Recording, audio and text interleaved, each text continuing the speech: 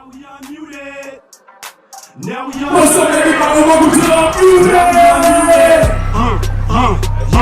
Turn me up now. Now we unmuted. I'm about to be one of the best to ever do it. Sip 7 in the building, you already knew it. Roll on my sleeve, so let's get to it. I'm walking with my purpose, I'm walking in my vision. So that means I'm just a man on this mission. I'm just a comedian that happen beats Christian. So let that beat drop, give them what they missing. Yeah. Now we unmuted. Now we unmuted. Well, first of all, let me just say thank you for agreeing to do this interview.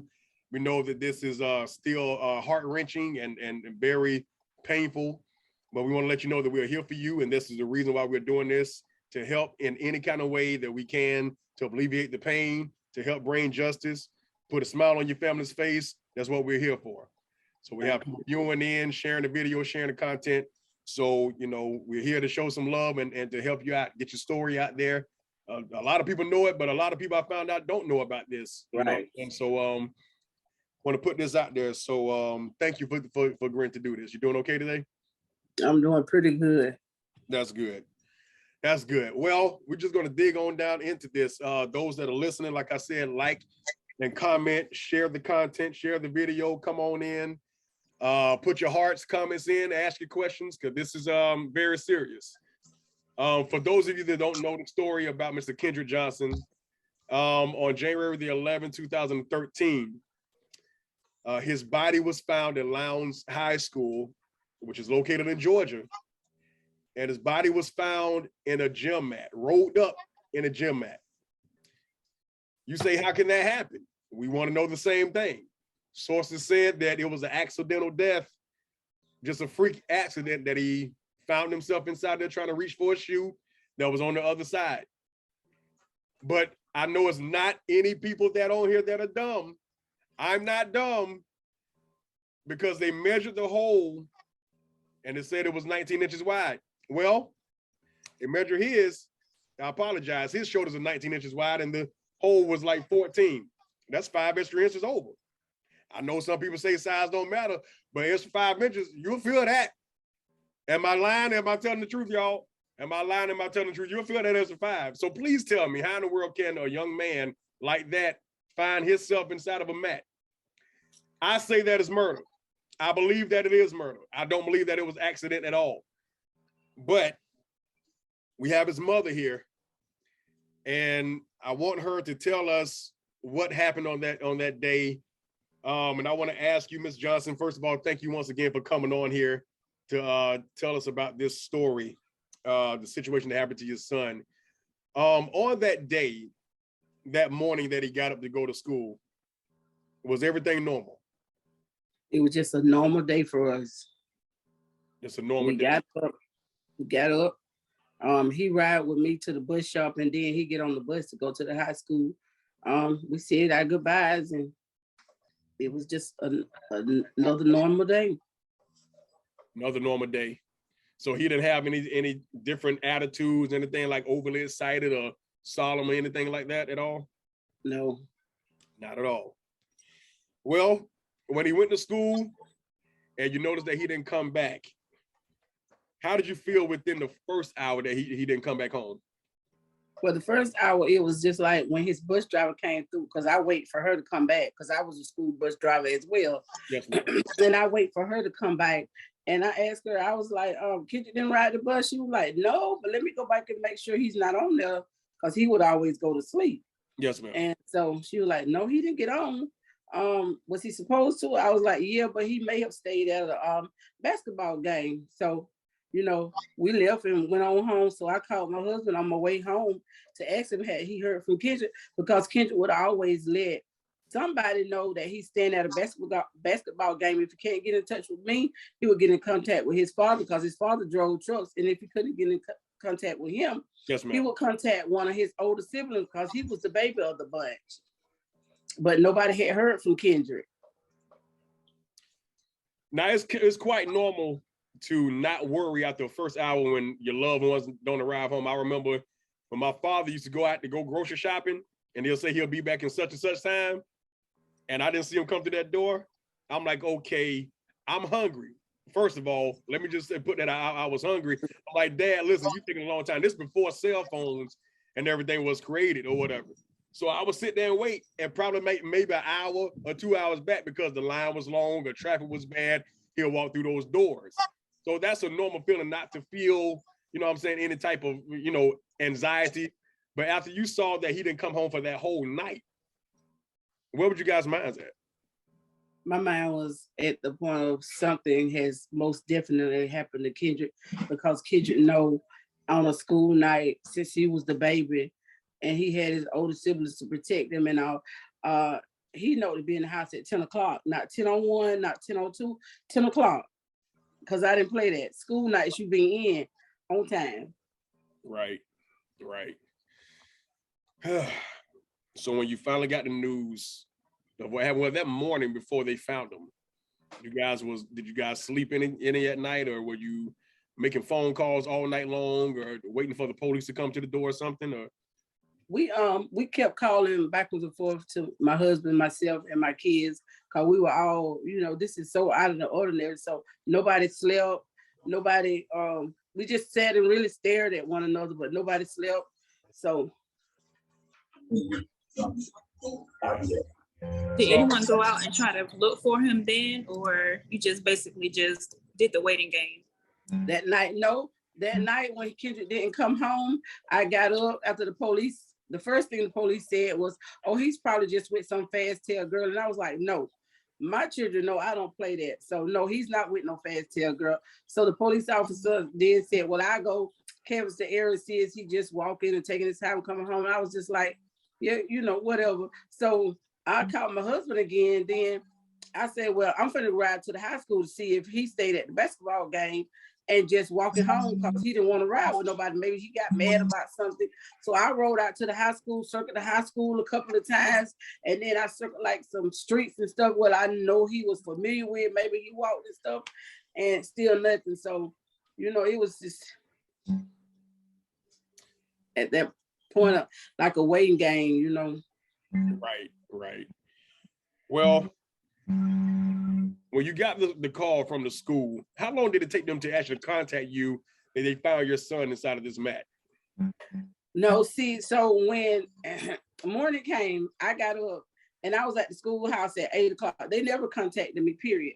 So once I got to the schoolhouse, I went to the main office and they were like, well, go see the resource officer.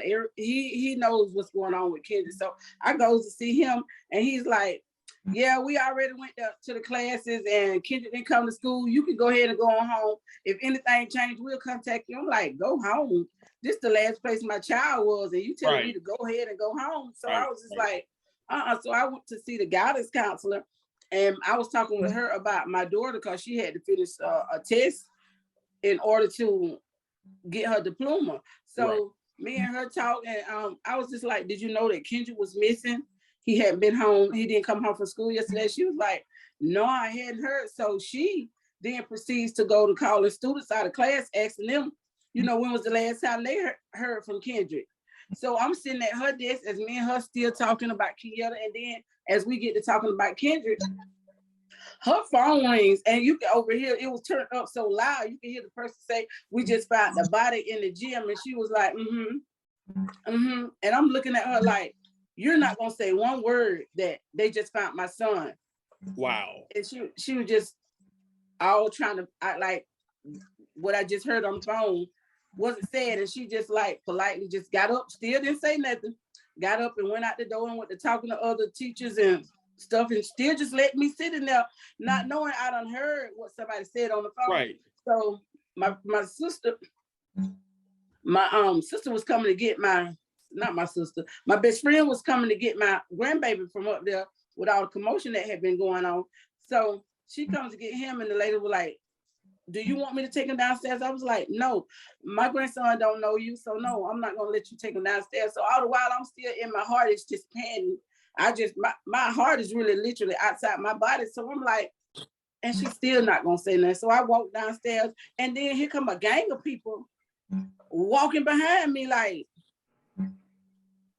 So at that time, did you even know that was your son that they was talking about? They hadn't said it was my son, but nobody else had said their child was missing. So quite naturally, you know, I knew that in my heart that was my child. Wow. So as I get downstairs, all these ambulances and polices and GBI officers, all of them out there on the grounds, and I'm looking like, what the world? So I walk up to the other lady. She was a Black resource officer, and I asked her, you know, was that my son they just found in the gym? And the ladies were still standing behind me. So she asked me, where was Kenyatta? That was my daughter. She came to the school with me. And she was like, I say, so again, where was that my son? And she just nodded her head, yes. That's how I found out. You know, nobody called.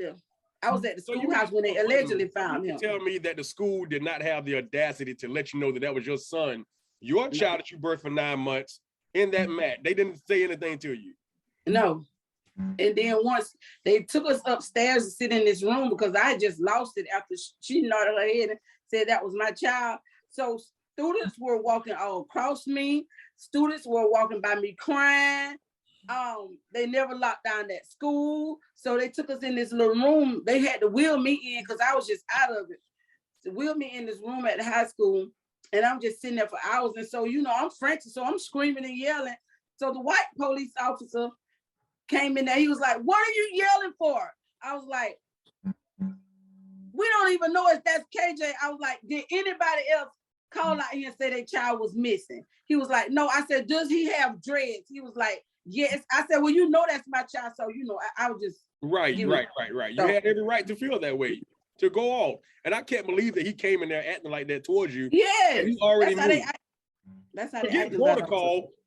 What if that was your child? And you had a that, listen, my child is missing, and all of a sudden they found a white body, wrote him at, and they trying to say, okay, well, look, that is my child, and they come to at, and you, I mean, it's so amazing how everything changes when the shoe is not on the other foot. This is the life and death right now, and unfortunately, it was death. So after you found out that was your son, and they went through the whole hoopla, what else happened that day? So they took us away from the school where we were sitting in the school, and the Board of Education for their school is like, I'll say maybe not even a mile down from where the school is. So they took us off the campus because they're already tampering with Kendrick body. Took us and sat us down there from, I'll say about 8:45, 9 o'clock to all the way to 5:45 that evening. The first officer comes in there to say, we have to inform you that the body, and it's like 1 million of my family members there, and so many people done picked up their kids, and we're sitting in there. So they comes in and say, we have to inform you that the body that we found is Kendrick Johnson. This is how they told us, 5 police that comes in there. There's no foul play, y'all. This is what cut it. No foul play. Kendrick had no bruises, no scratches, no none of that. So wait a minute. So they already came to that conclusion before contacting you about, okay, this is your son. Okay, all right. Well, on the panel here, I have some very important people that is going to ask you a couple questions and further this interview, because this right here. See, I didn't know that part. See, I've been following this case since 2013. I was at work when I found out about it. And your son looks just like Daryl. Tell me if I'm lying. Her son looked just like my second oldest sister, oldest child, Heston. Yes. Just like his friend's face and everything. So it kind of startled me when I looked at that, and he worked out to the same job with me. So I looked at him, and I looked down at your son. I'm like, this is too much. And I got emotional because he looked just like him. And I showed my sister the same thing, and she kind of lost a little bit, looked just like my baby. So I have here Sarah Gabbins. She's a paralegal with Butler Law Firm. I have Mr. Daryl Rock here, the president of the SCL Foundation. And I have Kelton Gibbons here, the funeral director. And I'm gonna kind of dig into this because some things that about this whole situation just doesn't make sense, even now that they even close the case and say that it's accidental. But I'm going to turn it over to Miss Sarah Gabbins here. You can further your questions.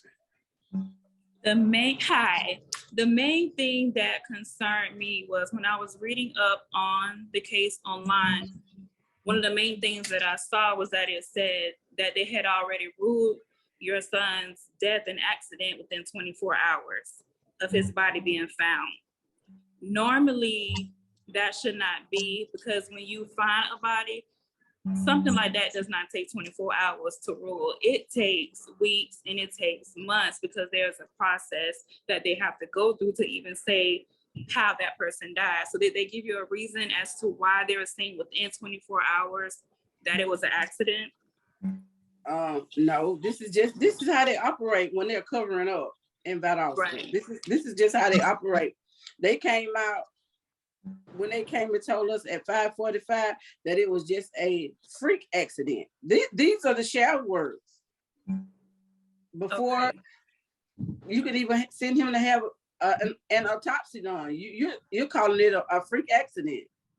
Right, and then I saw that you hired a second pathologist, and what was his finding? That it was not an accident, that it was blunt trauma, that it was not positional asphyxia. Yes. Yeah. That's a total cover up to me.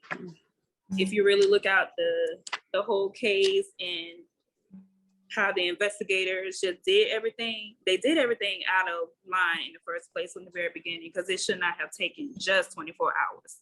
It takes at least 10 to 24 hours just to gather up the crime scene, to get everybody out there, to rope it off, to clean it, to clear it, to send in the DNA. That takes 40 hours right there. That's more than 24 hours. So from the very beginning, I did feel like it was a cover up, and that they were trying to hide something, and that baby's death was not an accident. Right.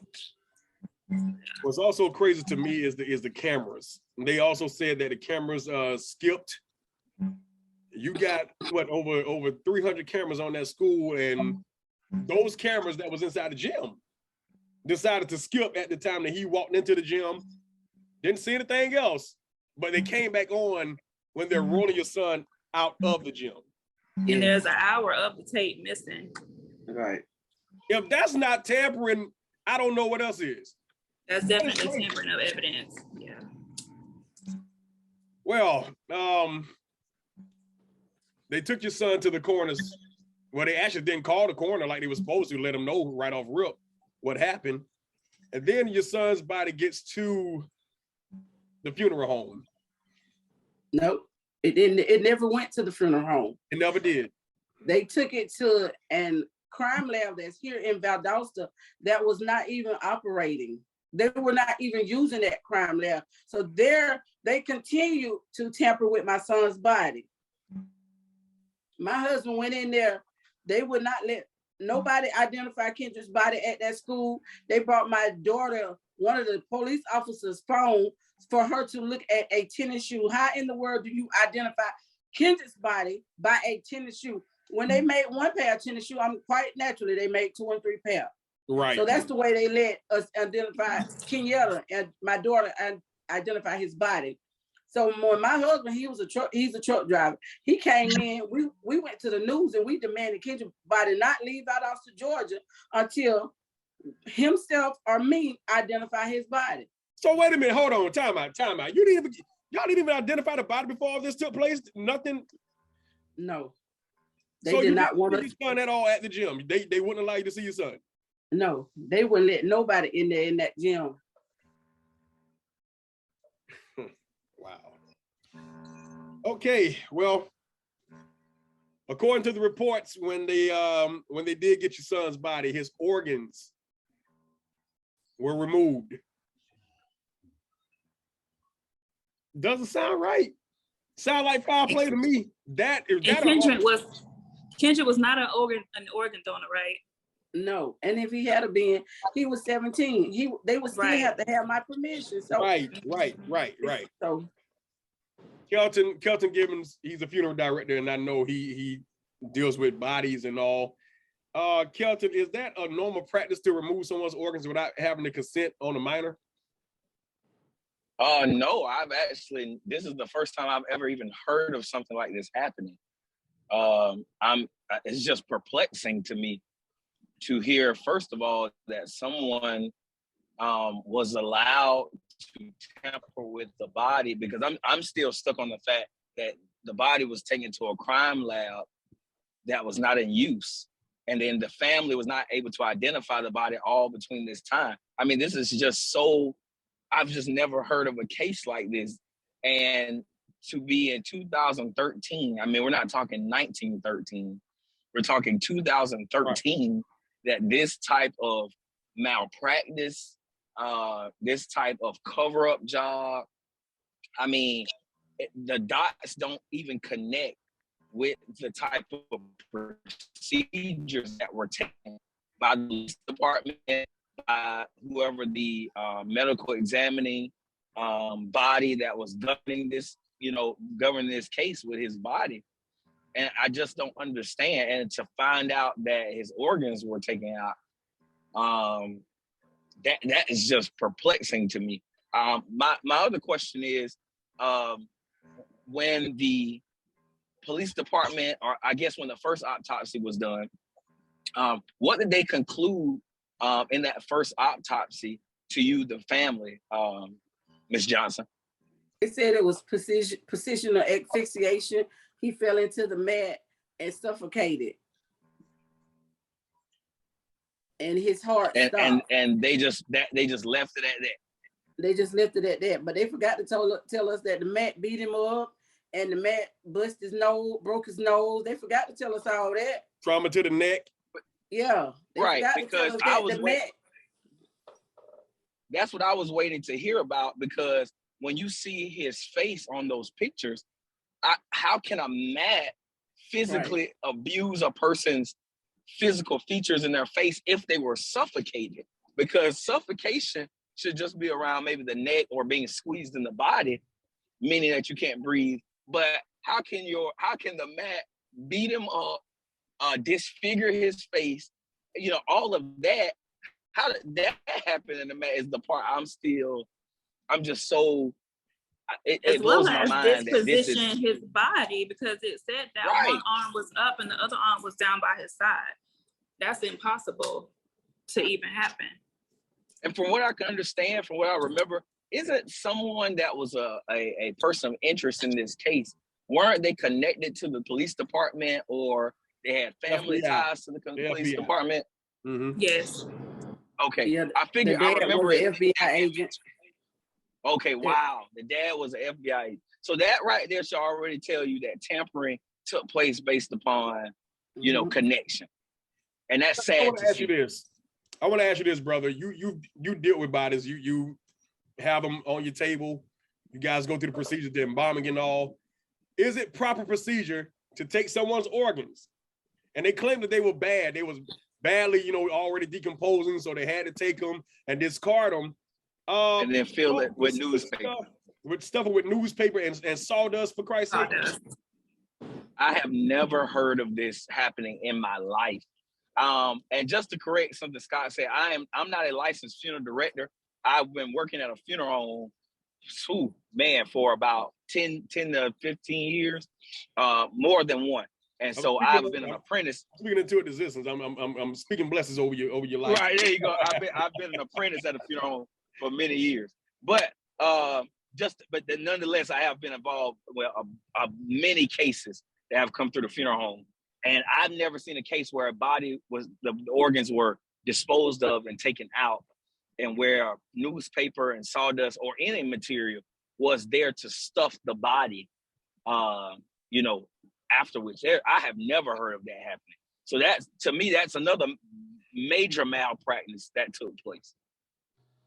It is a malpractice, but when I was also Googling and just trying to do my own research online, they said that it's not illegal, but it's also not ethical. So, it's not illegal. It's not. Because even to go into a little bit of detail of the things I do know about when, embalming takes place and procedures that we take to make that body look as close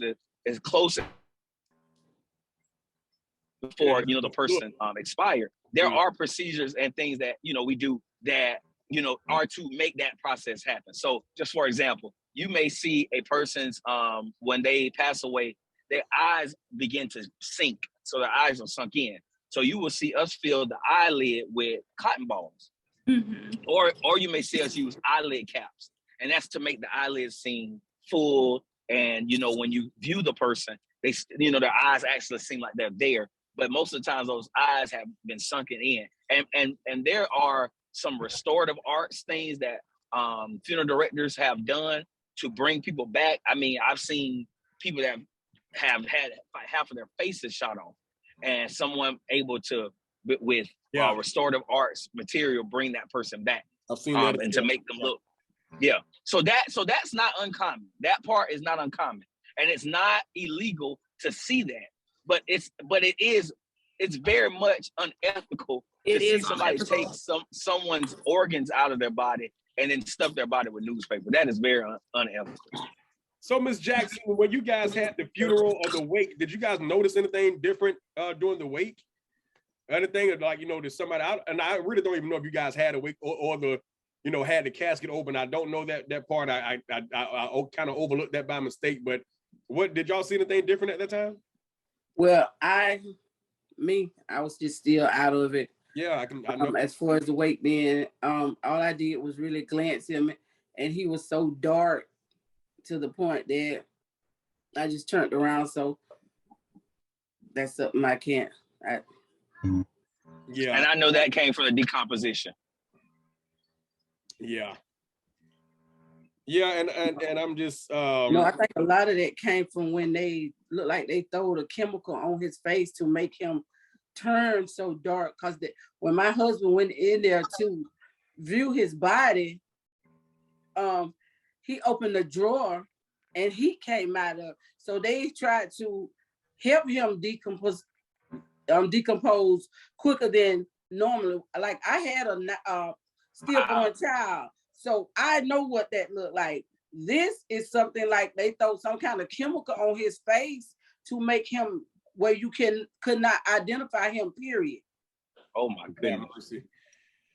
That's so crazy. And we did have an open casket. You did have an open casket. Right. Yes. So I want to know, because, you know, obviously you had to be strong. And obviously God is strong in you to even continue to fight for your son and fight for his justice. How did that affect you mentally? And you have to, and how are you dealing with it every day? Because you can't forget it. You're still fighting. So how have you been coping with that every day?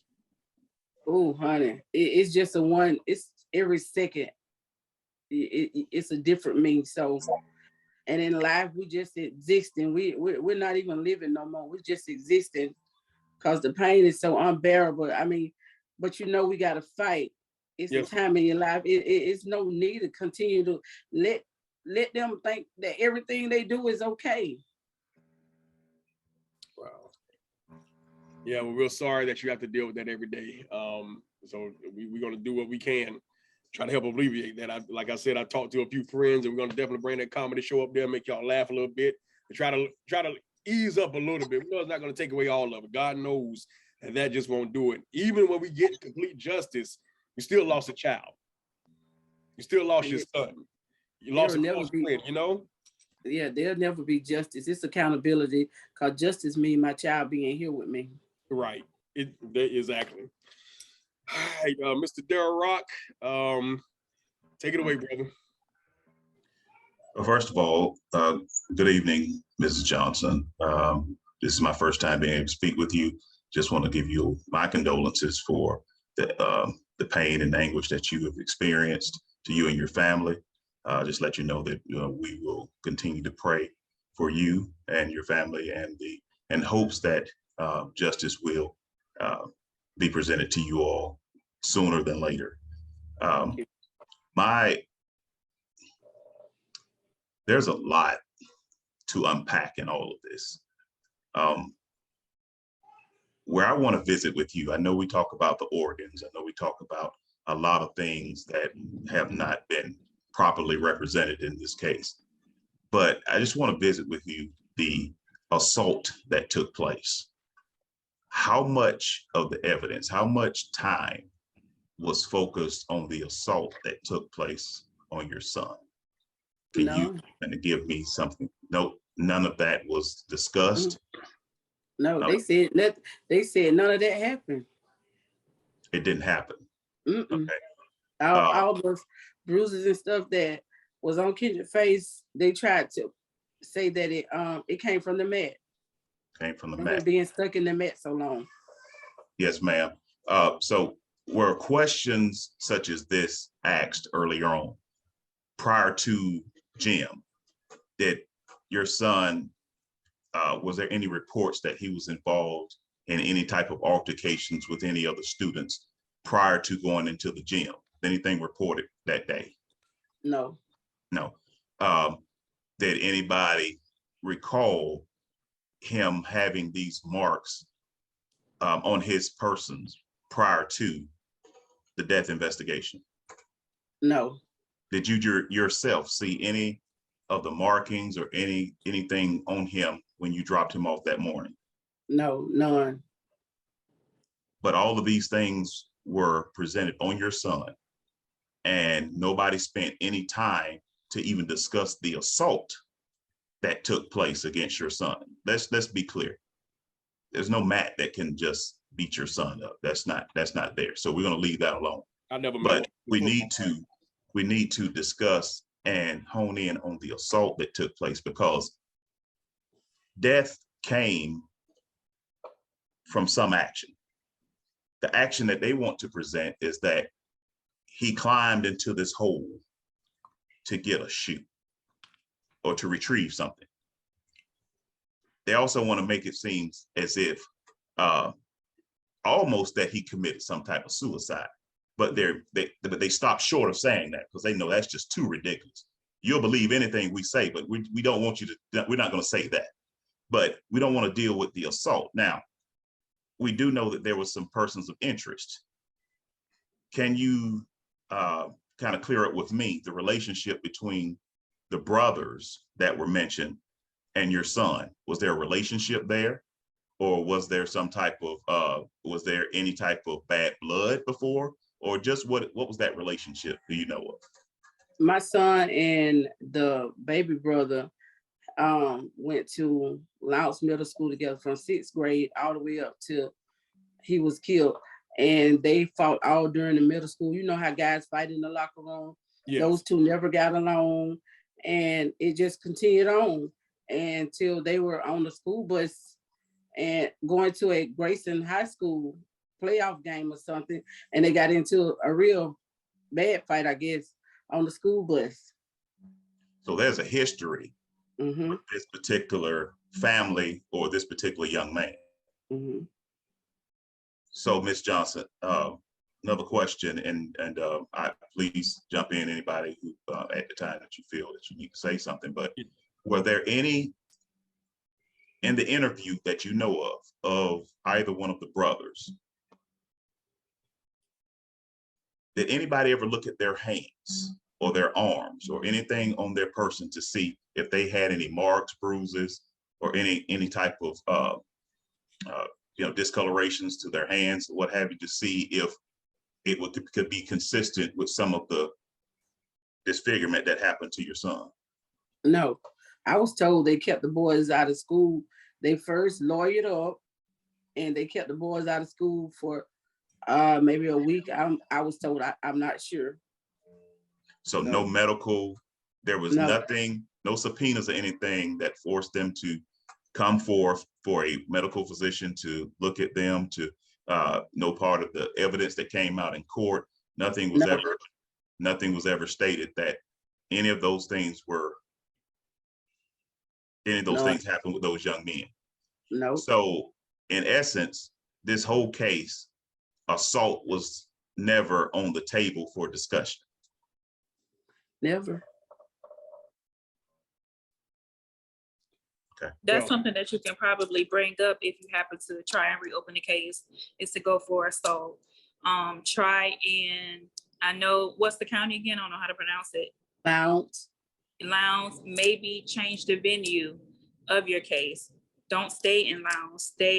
Go to another venue, but don't go to another jurisdiction because that's the state.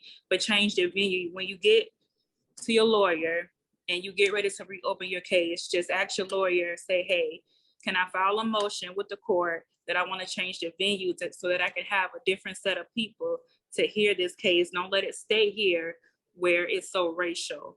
Try another county in Georgia to hear your case, and maybe it could be in your favor that way, or ask for a different judge. Once you see that the judge isn't going to go in your direction, you can ask for a different judge. Honey, just do a motion. You tried that?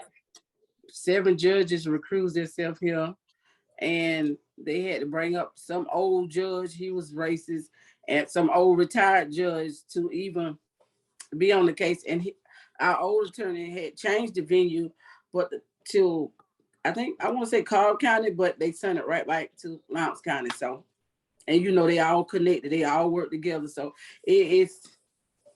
Did your case ever make it to the Supreme Court of Georgia Supreme Court? I'm not sure about that. No, it did not. It did not. Okay. So, Ms. Johnson, the reason why I'm staying there is because sometimes we can over glamorize incidents and cases to look one way, and we're trying to stay away from what the actual issue is. There was a cause for your son's demise. There was a cause. But to walk away from this case and say there's nothing there, that it was just an accident, what have you, need to get to the cause of the matter. I submit to you, focus on the assault. Those young men were identified as persons of interest for a reason. You have history there with the young man. I submit to you that there was probably something brewing that day. And if everybody who was directly connected with this, from the school system to law enforcement to everybody, follow the connection, that gives you a different trial. Follow the connections. Everybody wants to recuse themselves and everything. Follow the connections. Get this case reopened, focus on the assault, and let that lead you to a new case, a new trial. Hopefully you will get the conviction that you need at that point, and then you will be able to go further with all of the other things that can come out of this. And Ms. Sarah, as a paralegal, you know, there are other avenues once you get that conviction, once you get that jury to say, hey, yes, this is the cause and this is what we're standing by. It opens the doors to the things that they tried to keep closed. Mm-hmm. So follow the evidence. You have enough evidence. Follow the evidence, but start with the assault. Don't let the assault just go off the table. And that's assault. Okay. Yeah, and then connect the dots and allow that to lead up to the murder. Were the two boys, were they ever administered a polygraph test? No. Wow. Okay. Well, file for that. Ask for a motion for a polygraph test. Okay. I'm sorry, Ms. Sarah, is there going to be a statute of limitations for the polygraph on them, being that the case is already? I'm not sure there's a statute of limitations for a polygraph. I don't believe that there is, but I will, as soon as I get off the Zoom, I'm still at work. I could just go back upstairs and look in one of our law books and see, but I do not believe that there is a statute of limitations for a polygraph test. You know, I want to step away from this conversation right quick to say this. Ms. Johnson, I don't know if you noticed, but my little country boy stuff got a little squad here. You hear them talking all smart and stuff. That's why I'm staying quiet, because I don't know how to. Yeah. I don't have a degree or nothing like that, so I'm the stupid one in this group. So they smart. Look like, kind of remind you of Matlock and all them, don't them? Yeah. Y'all gonna give yourselves a hand. That's all good. But what I want to say is that I listened to the case, and they were saying that they asked for a raid. They were able to raid the houses to find evidence because they believe it was tampering going on. Mm-hmm. And the evidence that was found, they never brought it to the forefront. What happened to that evidence, Ms. Johnson? Nobody never knows. They made all the people that were on the case from DC, they told them that they didn't need them no more. Like one of the guys that were on the case spoke up in the documentary about Kendrick. Okay, all right. So this whole situation just sounds crazy from Jump Street. From the moment they found your son, from the moment they even knew that anybody was in that mat at the gym, everything was fishy. So how in the world can you take this to trial, take this to court? And each time they keep saying, oh, it's accidental. It's accidental. Your son is just a freak accident. I've seen freak accidents. Nothing like that. Like we keep saying, the gym mat can't beat you up like that. He called you trauma to the neck. He called you trauma to the jaw, to your lips. We see the pictures of your son. It kind of reminds you of Emmett Till to a certain degree. Kind of puts you in that mind frame to have something like this go on and keep saying, okay, nothing happened. Nothing happened. No, this is not going to have the same end result. No, we're going to find justice for this because we already know we're not stupid. Right. It was even a 45-pound dumbbell like that was involved or something like that. Nobody's saying something. You had blood on the shoe. You had blood on the wall. It wasn't Kendrick's. So who blood was it? Oh, we don't know because we didn't take that in for evidence, for processing. That is mind-boggling. Right. You know what I'm saying? I stole a now later from Seven Brothers one time, a little store we called Seven Brothers. Don't you know they took all that little piece of candy I had and they took that in process and make sure that was my fingerprints on there? Mama, I was 6. They try to lock me up at the age of 6 for a noun later. Now, if they can do that for a noun later in 1991, then baby, you can tell me that y'all can pick up them daggone shoes. Let's talk about the shoes. The shoes that was beside him inside the gym mat. Those is his shoes? The white ones? Yes, ma'am. Those were the shoes that he had on, yes. So those were the shoes that he was looking for. No, okay, it was 2 pair of shoes. The Adidas were the pair of shoes that was placed under his head. Because the Department of Justice, y'all, they told us that those shoes were placed there. Y'all, if Kendrick was upside down in the mat like they say he was, Kendrick had vomited, Kendrick had fluids coming out his body, Kendrick had bloods coming out. So it's gonna catch in his dreads and it's gonna automatically drip on his shoes. Those shoes, they were so dumb, y'all. Those shoes had no blood on them, no fluids on them, no vomit on them. But those were supposed to be the shoes that he was allegedly reaching from. No blood did that on the come up inside in the of the case? Did that come up in the case? Did they spend any time on that? This is what the Department of Justice told us. But I'm saying during the trial, did they bring that up? Did they spend any time? Okay, I'm talking about factual information. Did they spend any time on factual information? We have never been to trial. Okay. It's time. Never. It's time. Now, I understood that you guys had Mr. Ben Crump with you at one point. And then after a certain amount of time, he backed off the case. Was there a reason because he didn't feel like justice could be served or he got tired of being there or what? Him and the other attorney wasn't getting along, and so they left you guys hanging because they couldn't get along? Yeah, he did. Did they refer you to another attorney to help you guys? We still had the old guy, but he was dropping the ball. He'll file a lawsuit, then he would counsel it, then he would miss court dates, miss filings of paper. It was just so much with him. So he was just missing deadlines all around. Yes, that's why they kept saying it was such a frivolous lawsuit. Like, who files $1 million lawsuit when we didn't even know you were filing $1 million lawsuit? We heard about it from the news, from people calling us at 6 o'clock in the morning, waking us up. This is no idea. What did the lawsuit? So what was the lawsuit based on? What was their version of what the lawsuit was based on? His version of the lawsuit was Kendrick was killed. He filed a claim against 36 defendants.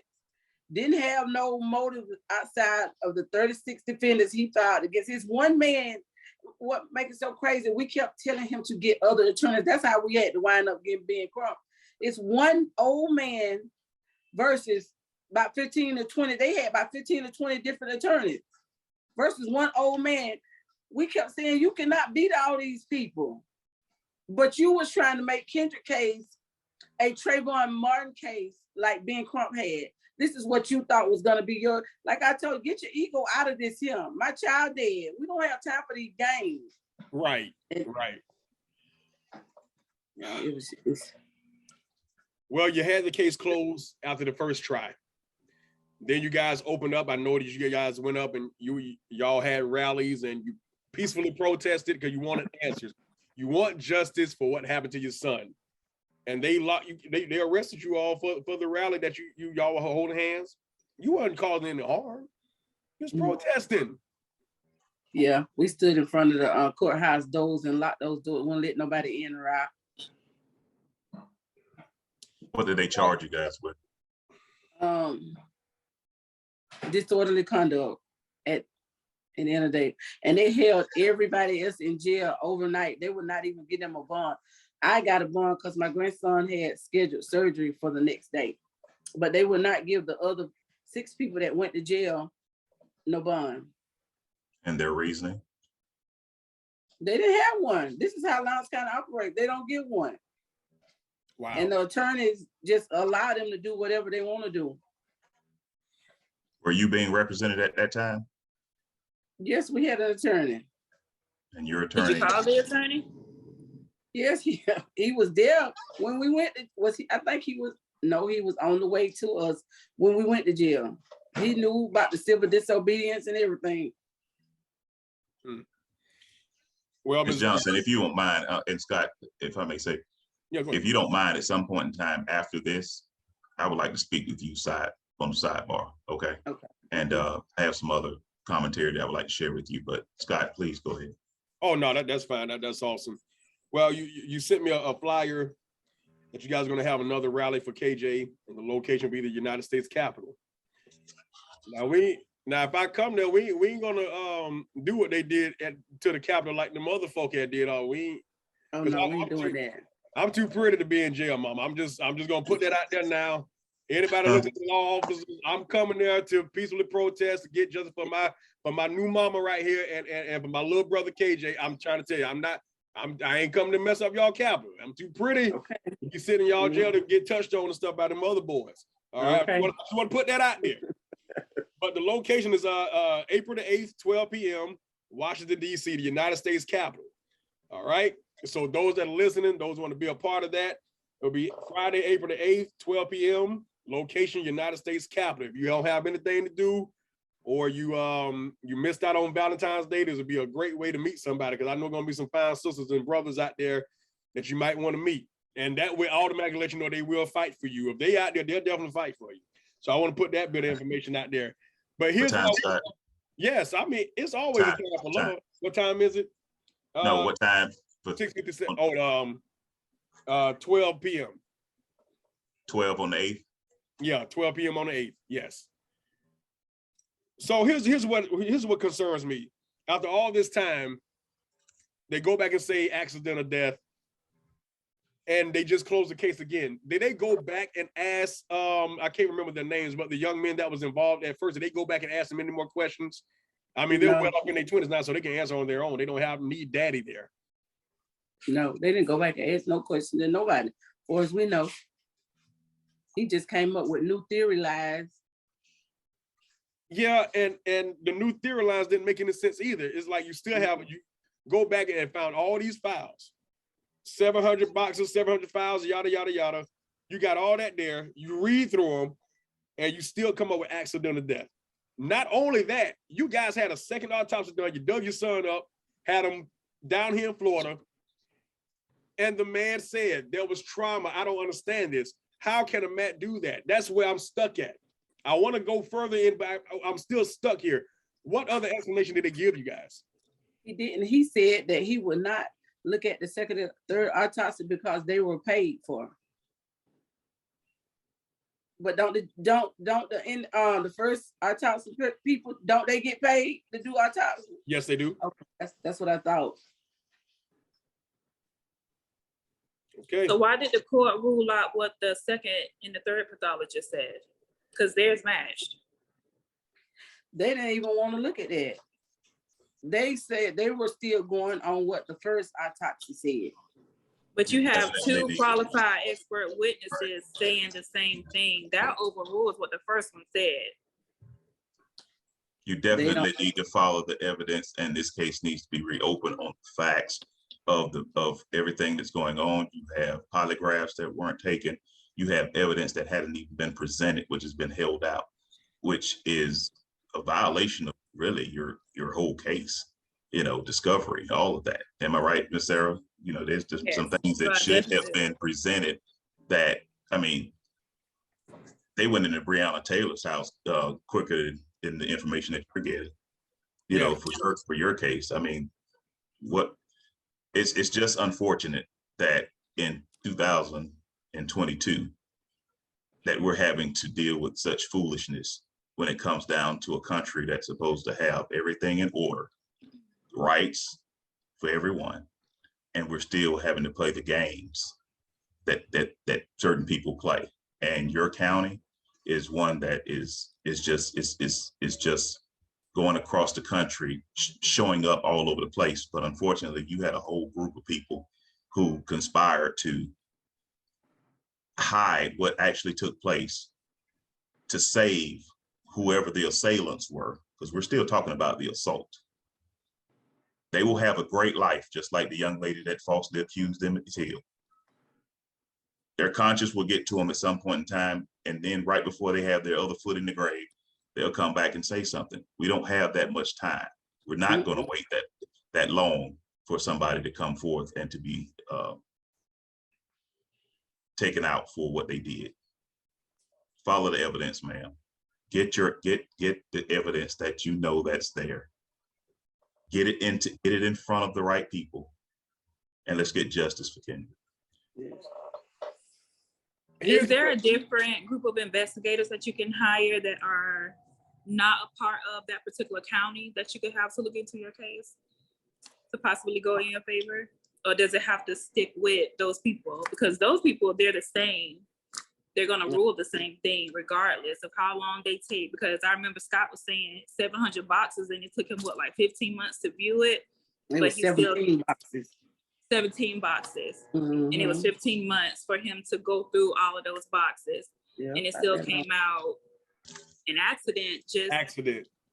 Right. Is there a way where you can hire a different set of investigators that could be more in your favor or to be more rational and not so biased? I wouldn't know, because we done went in several different departments at this point. We're trying to find our own private investigators for our own self, but for is like that, I really don't even know. I'll look into it. I'll see if there's a way where you can hire your own investigators, that you can start off fresh and not stick with those same people that are possibly conspiring together. Right. To say, hey, just say that it's an accident so we can be done with this again. Right. And I really appreciate you guys stepping out further than this to help her out like that. That's the reason why I want you all on here, because I know that the care and the hearts are in the right place. But I noticed that Mr. Greer, right? Greer, the FBI agent, the father of he stepped down. Do you know if the principal stepped down after this incident? He's still the principal of the school. Who you say stepped down? The FBI agent, the father of the boys. I know his name, Richard Bell. No, he didn't step down. They made him retire early. They made him retire early. Now, what about the principals and the other administrators at the school that was involved in this? Are they still there? Some still there, and some left the school and went to another school. Okay. They still have to get investigated. I don't care. I mean, you reopen the case, they have to follow the same steps. Go back and interview those, even the ones that you didn't interview. Go back, if Lord have mercy, go back and find the shoe. They got to have it somewhere. I don't know if they got rid of all that stuff. Oh, yeah. The shoe. Yeah, come on, man. A bloody shoe, first of all. You didn't even take it in to process it, to see, okay, where does blood come from? That automatically should let somebody know. See, and you want to avoid saying racism, this is a race thing, but you can't help it. Because Lord knows if it was anybody else, Lord have mercy. When I was in Massachusetts last year in September, it was a big case about this little girl. Well, she was a grown woman that went missing off with a boyfriend. Man, I was in Massachusetts. They had Florida on TV in Massachusetts, had Orlando on TV. They had other states on TV looking for this young woman until they found her. Now, I think they found her, she was deceased, but they went down there, got evidence, followed all the steps, justice, and I can't remember her name. And I'm just like, Lord have mercy. All of these cases for our young children, teenagers, adults, and all these steps are missed and mishandled, and we never get justice. You know what I'm saying? I never get justice. I mean, yeah, you might come out probably once or twice like a Ahmaud Arbery. You know what I'm saying? Thank God for that. And these other cases that are, you know, seeming like justice, but you still lost a kid. Oh, we're going to give y'all $7 million. Yeah, that's great, wonderful. But I'm still losing. You know what I'm saying? I'm still losing because there's so many cases like this. You're never going to find justice. They miss so many steps. And it's so sad. Like you said, 2022, and we're still dealing with it. Still dealing with it. You got all. I did have a question. Yes. I have a question. Miss Johnson, have you guys filed a civil suit against the school? They filed a civil suit against the school, and they told them that they could not sue the school for what it have. It have some kind of clause in there that you can't sue the school. You can't sue the school. Wow. Amazing. Wow. Kelton and I was at lunch at dinner last night celebrating his birthday, and we were talking about this situation here and where he was at and where I was at. And I thought about something he said before I did, kind of learn more about my little brother last night. He's me, just a younger version. And I'm like, all these goons, and I'm not condoning violence per se, but Sarah, Daryl, Kelton, Miss Johnson, I'm sorry. I'm not condoning violence, but we got these goons and these thugs and all this yada yada repping the streets and you know what I'm saying, this, that, and the other. You killing us. You killing your own brothers over territory, over a color or whatever. Y'all don't even go cuss at Zimmerman. Y'all don't cuss at nobody that took the life of one of your brothers. You say Black Lives Matter. You don't even rough them up. All these kids, all these young men that done things to your son, and people know. You don't even act like you're gonna put a fist up to their nose to even fight for yours. That's what kills me about us. We fight for everything else that's territorial and things that really don't matter. But when it comes down to your own skin, your own, I look like you, I feel like you. This man's still walking the streets and he murdered me and they let him off. You don't even go take your hands and put up to his shirt and hit him against the wall and say, why did you do it? Scare him a little bit or nothing? That's a coward, man. All this stuff needs to stop. And he has the audacity to sue the parents of the young man that he killed. Right. Yes, that is so crazy. And oh my God. But look at his case. His dad was a judge. So. All right, Ms. Johnson. So you guys just had, they just closed the case again. Are you guys planning on reopening the case after this? Y'all going for it again? Oh, yes. There's no stopping. Yeah. Now, financially, I know you guys been paying out the pocket. Have you guys gotten any loans, grants, anything to help you guys pay for all this stuff? No, we haven't got any of that. We got a GoFundMe set up that help pay for some of the events and some of the little legal fees, but no. But you got a GoFundMe set up. Yeah. Right, what is the information so anybody on here want to chip in? Listen, we say any little bit helps, that's true. But if God put on your heart to give any little bit, help them out. And we do got a care package coming to you. So after which I want you to text me your address.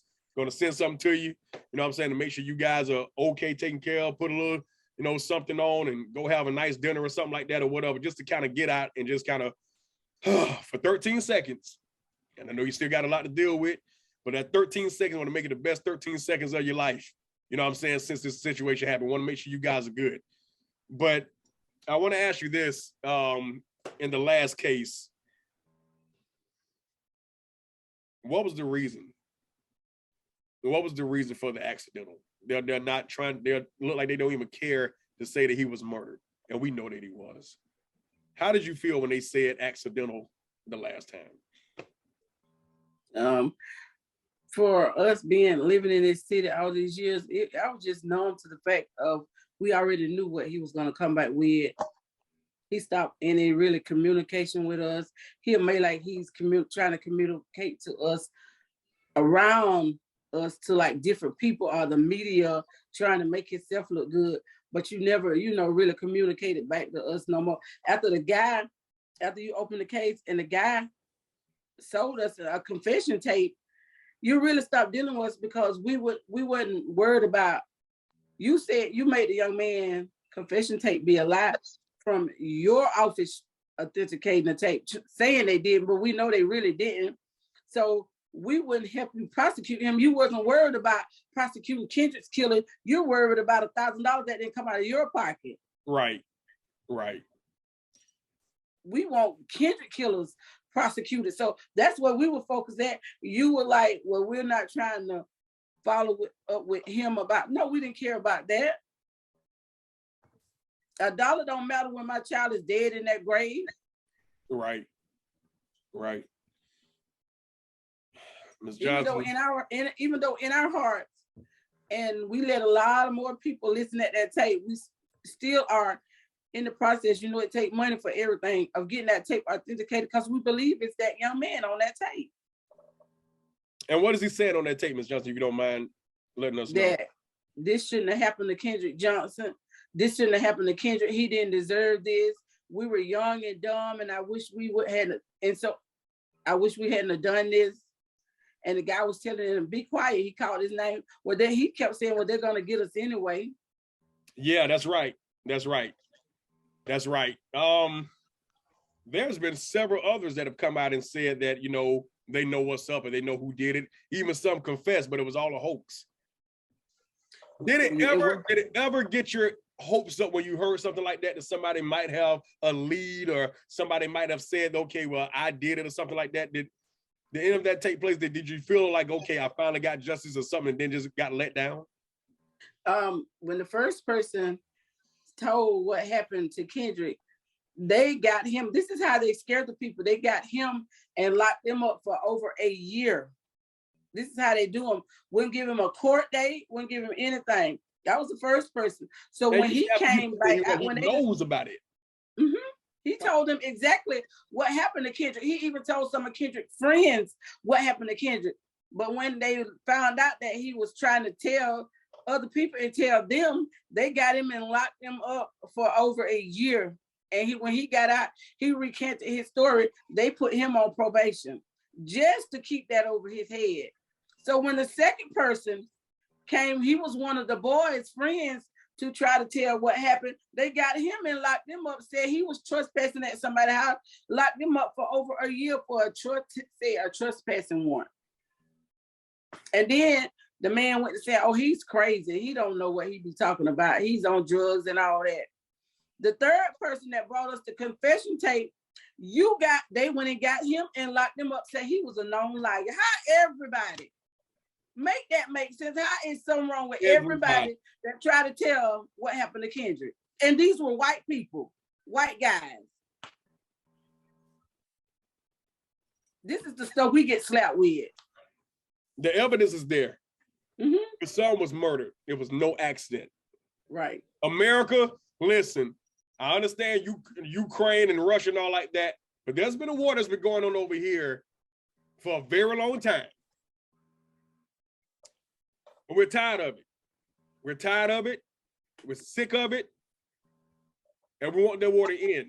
I know for a fact it's not going to end, but we're tired of it. Us folk, it's time for us to fight back and gain our justice. If they're not going to give it to us, yank it.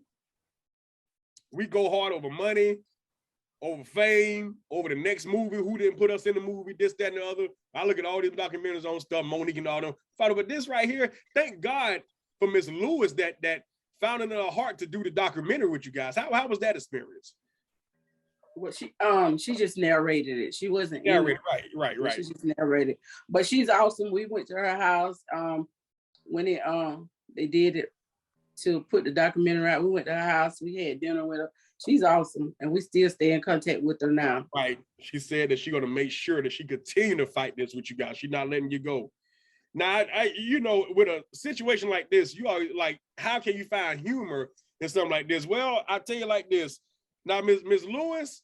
Now, when I was a little boy watching Fresh Prince, now she is the reason why I began to like cougars.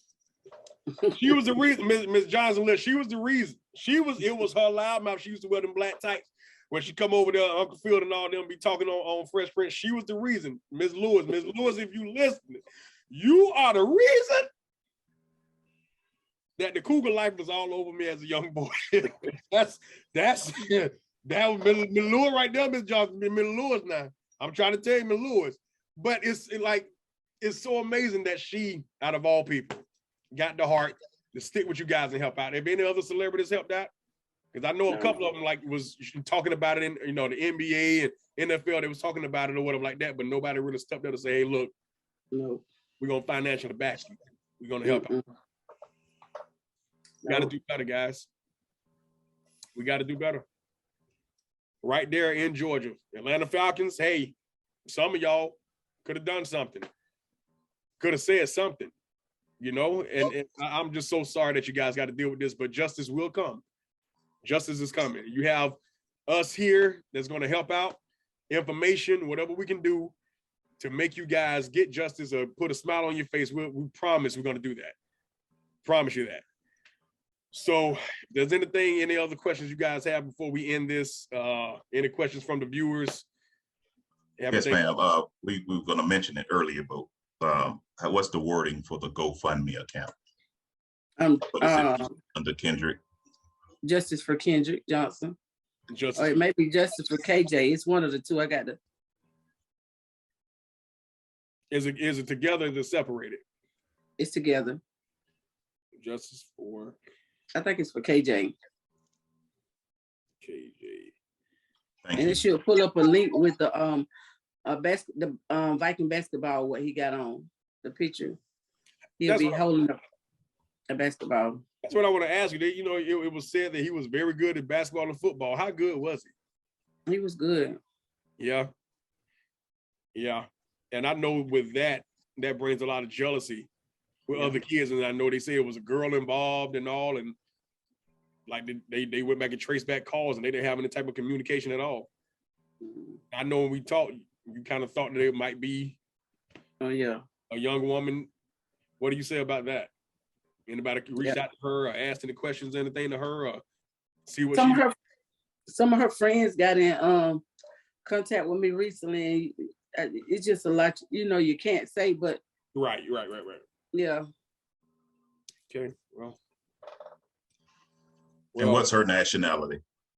She's white. All right.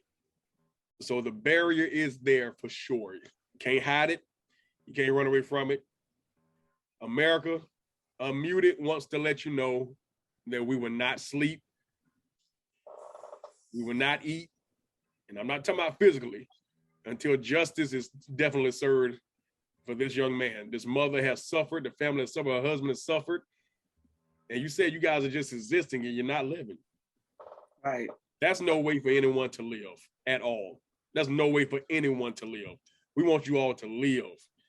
Even through this, and I got you guys on the prayer list and everything with the church and all like that. We've been praying for you guys. So justice will be served. Just know that it's coming. So you got us now. You got us now. You gained your uncle, a daughter up there, and you got another son. So I can't grow no dreads now. I like my sponge. I like that. And I can play ball. I played ball last Saturday about 5.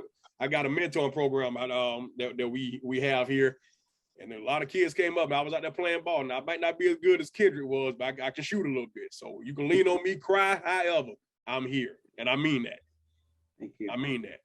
So we really thank you for coming on and sharing this story with us. And just make sure you get the contact from Sarah and Daryl. And we're going to make sure that we help out as much as we can, Ms. Johnson. I'm sorry, Ms. Jackson. What's up, everybody? This is your boy, Scott Simpkins, a.k.a. Simp7. Thank you so much. Thank you from the bottom of my heart that you took the time out to watch Unmuted. This is a new show for me. This is something different that we're doing the podcast. But I want to bring positivity to the internet, to all of my viewers and listeners. Something positive. We have celebrities coming on, NBA players, football players, whatever we have it coming on. I just thank God He gave me a vision to do this.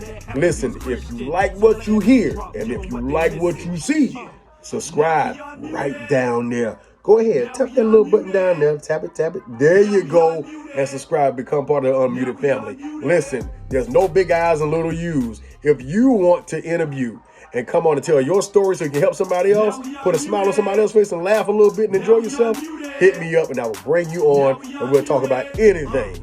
Be respectful. So we are unmuted. I am Scott Simmons once again. Thank you, my guys. Peace.